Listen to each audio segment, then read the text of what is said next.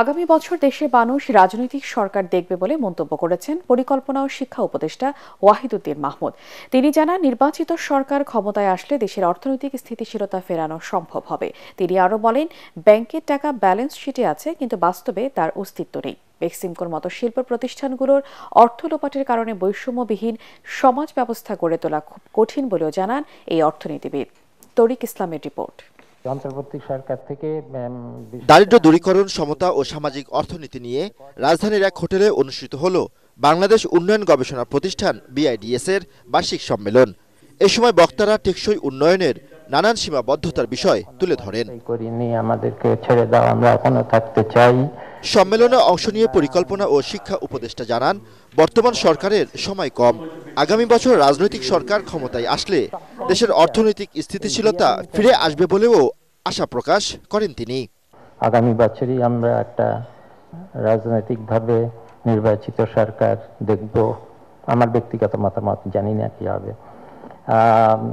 তখন সবাই মিলে ভাবা যাবে কিভাবে যাওয়া যাবে। তবে কোন দেশ কখনো তো হঠাৎ করে ওইভাবে উন্নতি হয়নি। তিনি বলেন, বড় শিল্প গ্রুপ দেশের অর্থ পাচার করেছে, ফলে বাধাগ্রস্ত হচ্ছে দেশের সামগ্রিক উন্নয়ন।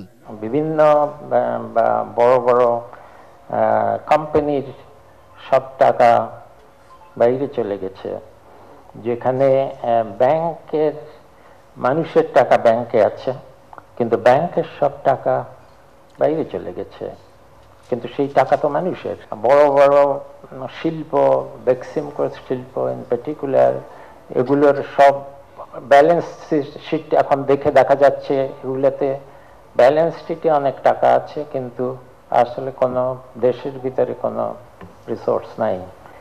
And where will that money come from? এ সময় দেশের জনগণের সেবার সমতা নিশ্চিতে শিক্ষা ও স্বাস্থ্য খাতে অর্থ বরাদ্দ বাড়ানোর দাবি জানান স্বনামধন্য এই অর্থনীতিবিদ।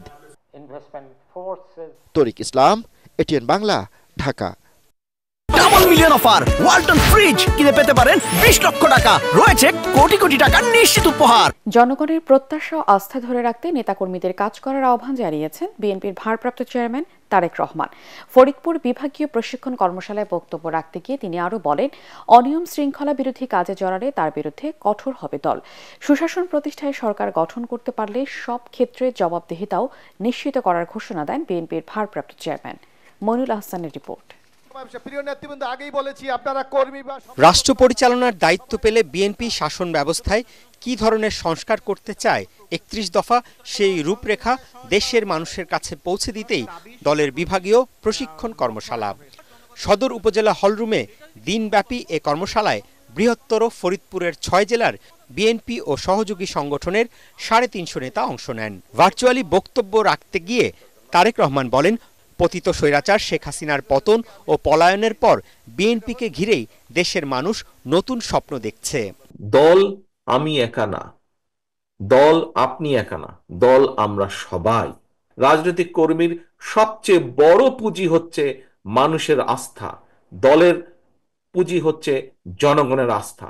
জনগণের আস্থা যদি, এই পুঁজি যদি নষ্ট হয়ে, পুঁজি যদি হাত পড়ে, তাহলে কিন্তু সবকিছু নষ্ট হয়ে যাবে।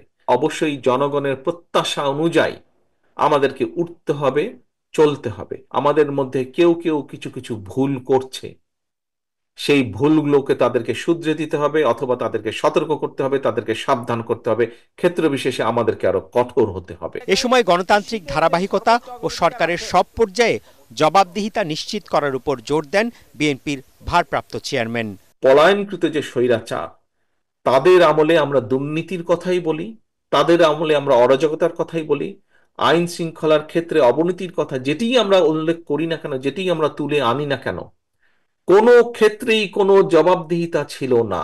আমরা দেশে একটি জবাবদিহিতার পরিবেশ তৈরি করতে চাইছি। জবাবদিহিতা প্রতিটি পর্যায়ে থাকতে হবে। ইউনিয়ন পরিষদের মেম্বার যেরকম জবাবদিহিতা করবে, প্রধানমন্ত্রীও জবাবদিহিতা করবে।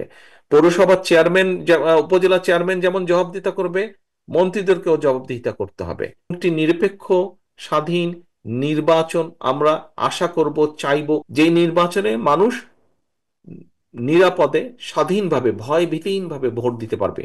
আমরা জনগণের যেটি ডিসিশন যেটি সিদ্ধান্ত নির্বাচনের মাধ্যমে, সেটি অবশ্যই আমরা মেনে নেব। দিনব্যাপী কর্মশালায় তৃণমূল নেতাদের পরামর্শ ও ৩১ দফা সংস্কার প্রস্তাবের নানা দিক ব্যাখ্যা করেন বিএনপির সিনিয়র নেতারা। মইনুল আহসান, এটিএন বাংলা।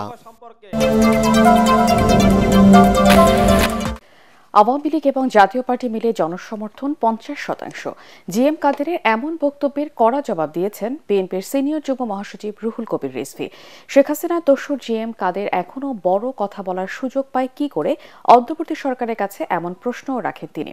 রাজধানীতে গুম হওয়া ছাত্রদল নেতা সুজন ও ফরহাদকে ফিরে পাওয়ার দাবিতে এক বিক্ষোভ সমাবেশে অংশ নিয়ে এসব কথা বলেন রিজভী। একই সঙ্গে ভারতের গোয়েন্দা ল্যাবরেটরিতে শেখ হাসিনা ও জিএম কাদেরদের জন্ম বলেও মন্তব্য করেন তিনি। এখন ঘাপটি মেরে থাকলেও তারা যে কোনো মুহূর্তে সুযোগ পেলে ছোবল দেবে বলেও সকলকে সতর্ক করেন বিএনপির এই নেতা। হাসিনার দোসর জিএম কাদের উনি বলেন আওয়ামী লীগ আর জাতীয় পার্টি মিলে নাকি তাদের পক্ষে জনগণ ৫০%। এই কথা বলার সুযোগ পায় কি করে জিএম কাদেররা? এর সাথে শেখ হাসিনার এই রক্ত ছড়ানো যে তার যে দুঃশাসন, যে দুঃশাসনের মধ্যে কত মায়ের কোল খালি হয়েছে, কত বোনের চোখ দিয়ে অশ্রু ঝরে পড়েছে, কত পিতা উন্মাদ হয়ে গেছে সন্তানের শোকে। এই ১৭ বছরের এই নির্মম শাসনকে যারা বৈধতা দিয়েছে, তারা এরশাদ আর এরশাদের ভাই, এরশাদের স্ত্রী, তারা আজকে গলা বের করে উঁচু গলায় কথা বলছে কিভাবে? বাংলাদেশের সংখ্যালঘু ইস্যু আন্তর্জাতিক গণমাধ্যম এবং প্রভাবশালী দেশের শীর্ষ সংসদীয় শুনানিতে অন্যায়ভাবে উপস্থাপন করা হয়েছে বলে অভিযোগ করেছে প্রধান উপদেষ্টার প্রেস উইং।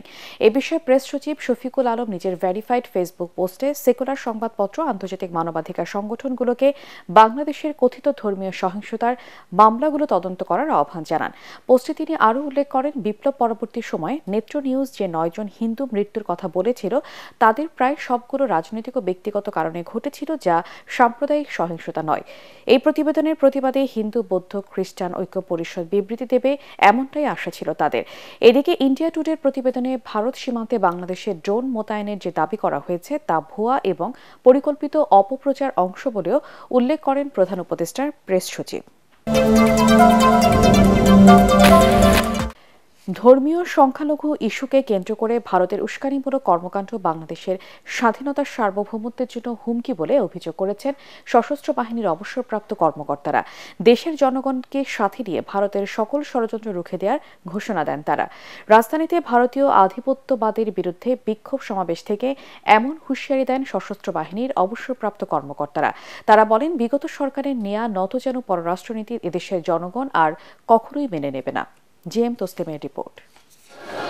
সনাতন ধর্মাবলম্বীদের নির্যাতনের কাল্পনিক অভিযোগ এনে ভারতের বাংলাদেশ বিরোধী প্রচারণা, আগরতলায় বাংলাদেশ মিশনে উগ্রবাদীদের হামলা, জাতীয় পতাকা পোড়ানোর ঘটনায় বিক্ষুব্ধ অবসরপ্রাপ্ত সামরিক কর্মকর্তাদের এই প্রতিবাদ বিক্ষোভ সমাবেশ।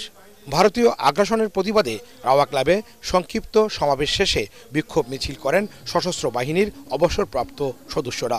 মহাখালী থেকে শুরু হয়ে প্রধান উপদেষ্টার কার্যালয় ঘুরে আবারও রাওয়া ক্লাবে গিয়ে শেষ হয় বিক্ষোভ মিছিল। এর আগে সংক্ষিপ্ত সমাবেশে সামরিক বাহিনীর অবসরপ্রাপ্ত কর্মকর্তারা বলেন, ভারতের কর্মকাণ্ড বাংলাদেশের স্বাধীনতা ও সার্বভৌমত্বের জন্য হুমকি হয়ে দাঁড়িয়েছে।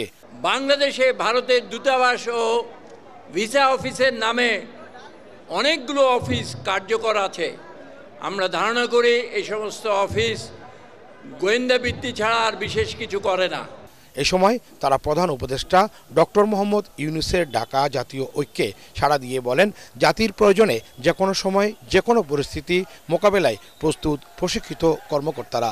যখন আমাদের সার্বভৌমত্বের উপর হামলা হয়, আমাদের পতাকা পদদলিত হয়, আমাদের দূতাবাসে আক্রমণ হয়, তখন আমরা সশস্ত্র বাহিনীর সদস্যরা চুপ করে থাকতে পারি না। আপনারা বাংলাদেশ সেনাবাহিনী যেটা দেখেছেন ৭২ সালের, সেই সেনাবাহিনী এখন আর নাই। আমরা এখন যুদ্ধোপযোগী এবং যে কোনো শত্রু মোকাবেলায় প্রস্তুত। তারা বলেন, ক্ষমতায় থাকার জন্য ভারতকে খুশি করতে পতিত আওয়ামী লীগ সরকার দেশের স্বার্থ বিসর্জন দিয়েছিল। এ সময় বাংলাদেশের বিরুদ্ধে দেশি বিদেশি যে কোনো ষড়যন্ত্র রুখে দেওয়ার অঙ্গীকার ব্যক্ত করেন অবসরপ্রাপ্ত সামরিক অফিসাররা। তারা আমাদেরকে আবার তাদের একটা ডিপ স্টেট হিসেবে পরিণত করতে চায়। We must stop everything in Bangladesh. এইবার ঈদে আমরা ভারতীয় পণ্য কিনবো না। কোনো ধরনের কালো হাত বাংলাদেশে চলবে না। We love all Indian people but we hate present Indian government and their heinous activities against our motherland. জাতীয় স্বার্থে সবাইকে ঐক্যবদ্ধ থেকে অন্তর্বর্তীকালীন সরকারকে সহযোগিতা করার আহ্বান জানান অবসরপ্রাপ্ত সামরিক অফিসাররা। G M Taslim, ATN Bangla, Dhaka.